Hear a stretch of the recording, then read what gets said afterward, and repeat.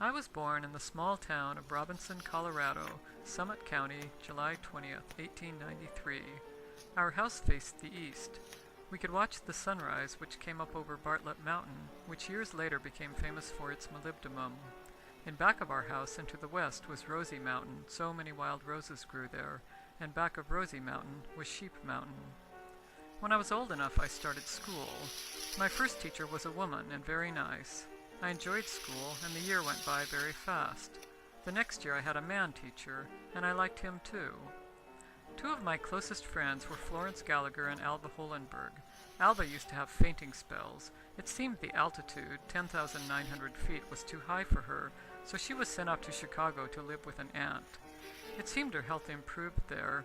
I surely missed her. There was a strong bond between us, and even now we still correspond. Mama was about 5'8", very good looking, with a lovely figure and chestnut brown hair. Papa was about 1 inch shorter, with sandy hair, and always wore a mustache. I was the family gardener. We didn't want for rich soil with all the horses, cows, sheep, and chickens free to roam. Grandpa Radizak used to like to sit out in the sun and watch me garden and give me tips. He would always speak German to me. One spring I had trouble with my eyes. When I was in Leadville having them treated, I saw my first automobile. In the spring of 1911, we moved to Seattle, and I saw many more. A Mr. Mallam was the only person we knew there. He was employed at Pier B and invited us to visit. When we did, the steamship State of California was docked there. He introduced us to the second officer. That second officer was Lawrence Lotz. Every time his ship was in town, Lawrence would take me to shows or we would go to the parks.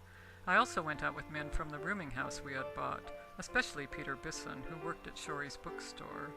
They were all perfect gentlemen, all about 10 years older than me. Then, of course, on April 15th, 1914, I married Lawrence, which changed things. I was really happy in my little home then and after. Not anything very exciting was happening, but I enjoyed keeping house and waiting for the 10 days to go by until Lawrence would get home again. Not very much happened for a while. In the summer of 1915, I became pregnant with Francis, the first of 5 children. Lawrence decided he wanted to be at home, so he quit his steamship job. It was a happy time, as we both wanted a family.